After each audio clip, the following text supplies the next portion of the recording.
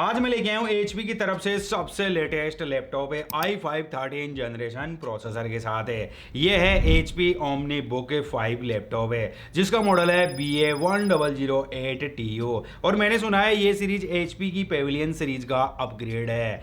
तो आज करेंगे इसके सारे टेस्ट और देखते हैं इसमें क्या क्या अपग्रेड्स देखने को मिलते हैं। तो एक्सक्लूसिव अनबॉक्सिंग करते हुए डिटेल रिव्यू स्टार्ट करते हैं। तो कुछ इस तरीके का बॉक्स देखने को मिल जाता है और बॉक्स को देखने के बाद में मुझे HP पेविलियन एरो की याद आ रही है। कुछ सिमिलर सी ही पैकेजिंग देखने को मिल जाती है दोनों ही लैपटॉप्स में। और इस लैपटॉप में भी आपको Microsoft Office Home 2024 lifetime activation मिल जाता है।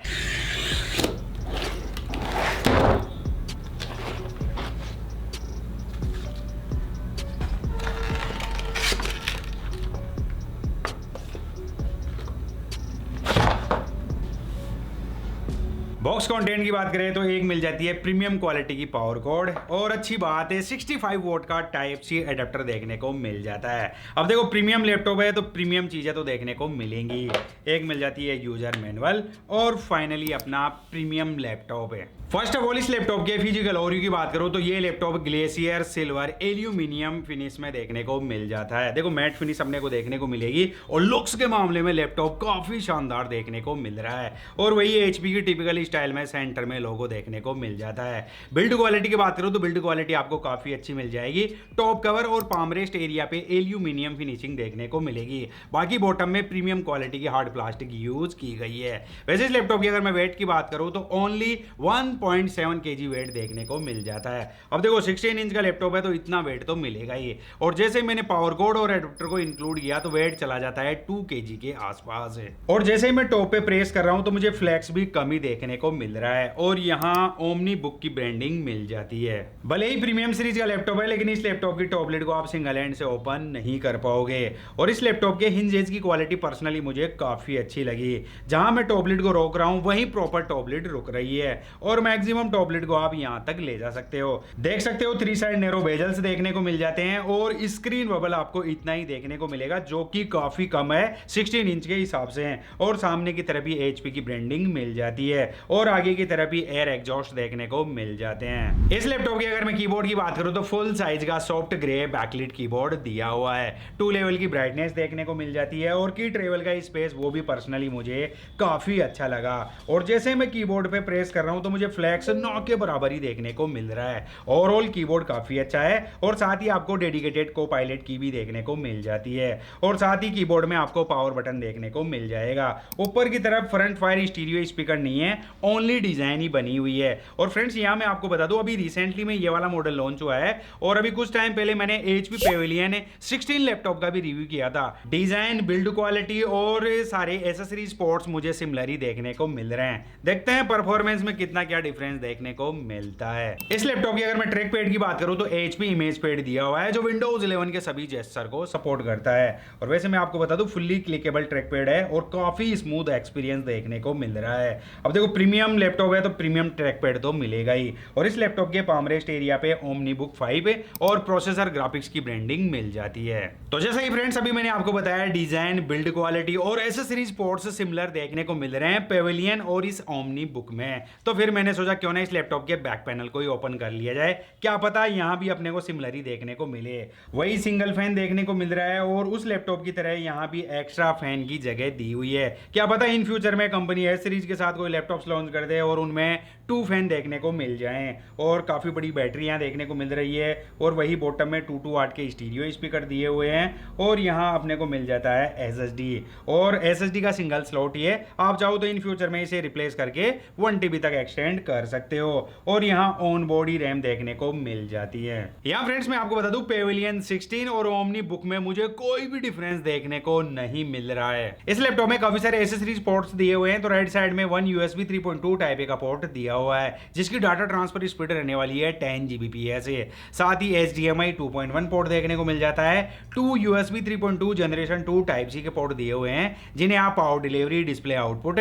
और फास्ट डाटा ट्रांसफर में यूज कर पाओगे। वहीं लेफ्ट साइड में 1 USB 3.2 टाइप ए का पोर्ट दिया हुआ है जिसकी डाटा ट्रांसफर स्पीड रहने वाली है 5 Gbps है। और एक मिल जाता है 3.5 mm ऑडियो जैक है। देखो ओवरऑल सारे पोर्ट्स देखने को मिल रहे हैं लेकिन SD कार्ड रीडर स्लॉट नहीं मिल रहा है। इस लैपटॉप के तकनीकी स्पेक्स और अपग्रेड्स भी देख लेते हैं। तो इसमें मिलता है Intel core i5 1334U processor है। इसकी मैक्सिमम क्लॉक स्पीड 4.6 गीगाहर्ट्ज तक जा सकती है।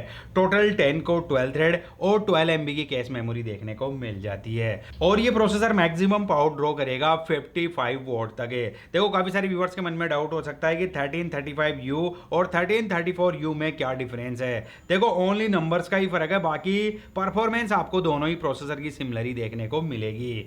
मेमोरी की बात करें तो 16 GB की LPDDR5X 4800 मेगाहर्ट्ज की रैम लगी हुई है और जैसा कि अभी मैंने आपको बैक पैनल ओपन करके बताया था, ऑन बोर्ड रैम ही आपको देखने को मिलेगी। इन फ्यूचर में इस लैपटॉप में आप रैम अपग्रेड नहीं कर सकते। देखो i5 वेरिएंट में मेरे हिसाब से 16 GB RAM more than enough है। 512 GB की PCI NVMe Gen 4 SSD लगी हुई है जिसकी रीड एंड राइट स्पीड आपके सामने आई रही है और अगर आपको इन फ्यूचर में स्टोरेज को अपग्रेड करना है तो 512 GB को रिप्लेस करके 1 TB तक एक्सटेंड कर सकते हो। कनेक्टिविटी ऑप्शंस की बात करें तो लेटेस्ट वाईफाई 6 और ब्लूटूथ 5.4 दिया हुआ है और इसमें इंटीग्रेटेड जीपीयू मिलता है इंटेल आइरिस एक्सी ग्राफिक्स से जो 8 GB की शेयर्ड मेमोरी के साथ आता है। देखेंगे ग्राफिकल परफॉर्मेंस कैसे क्या देखने को मिलती है गेमिंग वाले पार्ट में। और अब बढ़ते हैं इस लैपटॉप के बेंचमार्क स्कोर्स की तरफ है। तो सबसे पहले ये हैं सिनेबेंच R23 के स्कोर्स है, ये हैं Geekbench 6 के CPU और GPU के स्कोर्स है और ये है 3D Mark Time Spy के स्कोर्स है CPU और GPU के। देखो इंटेल आइरिस एक्सी के हिसाब से जो स्कोर्स आने थे वही स्कोर्स देखने को मिल रहे हैं और ये हैं क्रॉसमार्क के स्कोर्स है। इनके बेसिस पे आप अदर लैपटॉप से कंपेयर कर सकते हो और लास्ट में जब मैंने PC Mark 10 को रन कराया तो स्कोर्स देख सकते हो 5224 देखने को मिल रहे हैं। और मैं आपको वीडियो में बोलता रहता हूं कि जिस लैपटॉप में 5000 से अबव स्कोर्स देखने को मिलते हैं उस लैपटॉप में आप आराम से मल्टीटास्किंग कर सकते हो। फिर मैंने सोचा क्यों ना इसे कंपेयर कर लिया जाए अल्ट्रा 5125U प्रोसेसर से। तो जैसा कि आपके सामने आ रहे हैं सिनेबेंच R23 के स्कोर्स है, ये हैं Geekbench 6 के CPU और GPU के स्कोर्स है और ये हैं क्रॉसमार्क के स्कोर्स है और लास्ट में PC Mark 10 के स्कोर्स आपके सामने हैं। तो दोनों ही लैपटॉप्स के लगभग स्कोर सिमिलर से ही देखने को मिले हैं और मैं देखो स्कोर्स पे इतना बिलीव करता नहीं, मैं रियलिटी पे ज्यादा बिलीव करता हूं। तो मैंने इस लैपटॉप में एडोबी प्रीमियर प्रो और फिल्मोरा में फुल HD वीडियो प्रोजेक्ट पे वर्क किया, कुछ साउंड के इफेक्ट लगाए, कुछ ट्रांजैक्शन ऐड की तो मुझे स्मूथ प्लेबैक देखने को मिला। तो मैं आराम से ये कह सकता हूं कि इस लैपटॉप में आप आराम से 1080p की एडिटिंग बटर स्मूथ कर पाओगे। मैंने फोटोशॉप में भी वर्क करके देखा था तो मुझे कहीं कोई लैग देखने को नहीं मिला। तो फिर मैंने सोचा क्यों ना उसी सैम फुटेज के साथ वीडियो रेंडर कर लिया जाए जो मैं हर लैपटॉप में टेस्ट कराता हूं। तो इस लैपटॉप ने टाइम लगाया ओनली 1 मिनट है और जब मैंने वीडियो एनकोड किया 4K to 1080p 1 मिनट की वीडियो फुटेज थी तो इस लैपटॉप ने टाइम लगाया ओनली 55 सेकंड है। फिर मैंने सोचा क्यों ना लैपटॉप को बूट ही करा लिया जाए। अब देखो 13 जनरेशन प्रोसेसर के साथ ये लैपटॉप आ रहा है और बूट होने में 13 सेकंड का टाइम ही लगा है। तो ओवरऑल परफॉर्मेंस काफी अच्छी देखने को मिल रही है। इस लैपटॉप में आप आराम से day to day task, multitasking, telework, office work और हाई लेवल की कोडिंग भी आप आसानी से कर पाओगे। देखो ओवरऑल परफॉर्मेंस काफी अच्छी मिल रही है, साथ ही एक अच्छी क्वालिटी की डिस्प्ले भी मिल जाती है। 16 इंच देखो बड़ी डिस्प्ले है और अच्छी बात मुझे लगी IPS एंटी ग्लेयर डिस्प्ले मिल जाती है जिसका रेजोल्यूशन 1920x1200 दिया हुआ है। 16:10 का एस्पेक्ट रेशियो मिल जाता है। स्क्रीन टू बॉडी रेशियो 88.9% देखने को मिल जाता है। देखो ओवरऑल कलर्स काफी अच्छे देखने को मिल रहे हैं और जैसा कि आपके सामने वीडियो चल ही रहा है ब्लैक्स आपको डी ब्लैक्स देखने को मिल जाते हैं। IPS पैनल है तो आपको नेचुरल कलर देखने को मिलेंगे। OTT एप्स पे टाइम स्पेंड कर सकते हो, आपकी आंखों पे स्ट्रेन भी नहीं आएगा, आप लॉन्ग टाइम तक आराम से इस लैपटॉप पे एडिटिंग वगैरह कर सकते हो और साइड से अगर आप वीडियो देखोगे तो आपको बिल्कुल क्लियर वीडियो क्वालिटी देखने को मिलेगी। हालांकि इस लैपटॉप में आप कलर ग्रेडिंग वाले टास्क नहीं कर पाओगे क्योंकि 45% NTSC कलर गेमेटी देखने को मिल रहा है, लेकिन अच्छी बात मुझे लगी आप इस लैपटॉप को आउटडोर में भी यूज कर पाओगे क्योंकि 300 निट्स की ब्राइटनेस मिल जाती है। और अभी रिसेंटली मैंने HP Pavilion 16 लैपटॉप का रिव्यू किया था अल्ट्रा प्रोसेसर के साथ। मैंने दोनों को साइड बाय साइड डिस्प्ले को भी कंपैरिजन किया है। जैसा कि आपको वीडियो फुटेज में दिख रहा है दोनों ही लैपटॉप्स की डिस्प्ले क्वालिटी सिमिलर देखने को मिल रही है। और अब बढ़ते हैं इस लैपटॉप की ग्राफिकल परफॉर्मेंस की तरफ, देखते हैं इंटेल आइरिस एक्सी कैसा परफॉर्म करता है। तो सबसे पहले मैं प्ले करने जा रहा हूं सबका फेवरेट GTA 5। गेम सेटिंग्स की बात करें तो मैंने इसे नेटिव रेजोल्यूशन और मीडियम ग्राफिक्स पे प्ले किया है और जैसा कि आप देख पा रहे हो CPU 70 डिग्री तक टेम्परेचर जा रहा है और GPU 100% यूज आएगा। वो जाहिर सी बात है, आपको पता है कि इंटीग्रेटेड GPU लोड लेगा ही है और रैम अप्रोक्स 10 GB के आसपास यूज आ रही है। तो जैसा कि आप देख पा रहे हो आराम से 60 से 70 FPS की फ्रेम रेट मिल रही है और गेम बिल्कुल स्मूथ चल रहा है, कहीं कोई लैग मुझे देखने को नहीं मिला। देखो इंटेल आइरिस एक्सी के साथ है मीडियम ग्राफिक्स पे 70 एपीएस की फ्रेम रेट मिलना बहुत अच्छी बात है। नेक्स्ट गेम मैं प्ले करने जा रहा हूँ स्नाइपर इलाइट 3। गेम सेटिंग्स की बात करें तो मैंने इसे फुल एचडी मीडियम ग्राफिक्स पे प्ले किया है और वही सीपीयू 70 डिग्री के आसपास जा रहा है, जीपीयू 100% यूज आ रहा है और रैम अप्रॉक्स से 7 GB के आसपास यूज आ रही है और आराम से 50 से 60 एपीएस की फ्रेम रेट मिल रही है। यहाँ भी मुझे गेम में कोई लैग देखने को नहीं मिला। अब देखो अभी मैंने 2 गेम प्ले किए हैं और गेम काफी स्मूथ चल रहे हैं, तो मैं सोच रहा हूँ क्यों ना कि एक हाई ग्राफिक ओरिएंटेड गेम ही प्ले करके देख लेते हैं। तो मैं प्ले करने जा रहा हूँ rise of the Tom rider.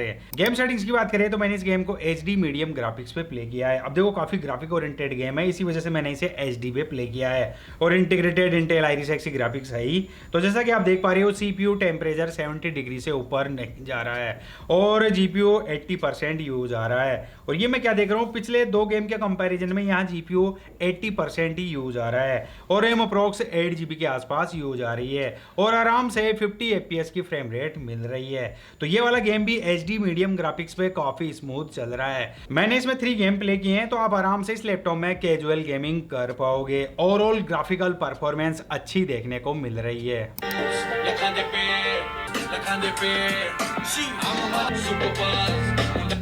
इस लैपटॉप में 2 वाट के डाउन फायर स्टीरियो स्पीकर दिए हुए हैं और साथ ही इसमें DTS:X का भी सपोर्ट मिल जाता है, तो ऑडियो की क्वालिटी काफी शानदार सुनने को मिल रही है। तो कुछ इस तरीके की क्वालिटी देखने को मिलेगी। फुल एचडी वेबकैम दिया हुआ है और देखो मैं प्रॉपर लाइट के सामने खड़ा हूं और अभी आप जो ऑडियो सुन रहे हैं वो इसी के माइक्रोफोन से रिकॉर्ड हो रही है। और अच्छी बात मुझे ये लगी, वेबकैम में आपको प्राइवेसी शटर भी मिल जाता है। इस लैपटॉप की अगर मैं बैटरी बैकअप की बात करूँ तो 3 सेल 59 वॉट आवर की बैटरी लगी हुई है। देखो स्क्रीन ब्राइटनेस को मैंने 60% पे रखा था, बैकलाइट कीबोर्ड ऑफ था, कुछ गाने वगैरह सुने, कुछ इंटरनेट ब्राउजिंग वगैरह की और कुछ मूवी वगैरह देखी, तो मुझे आराम से 5 घंटे के आसपास इस लैपटॉप में बैटरी बैकअप मिल गया था।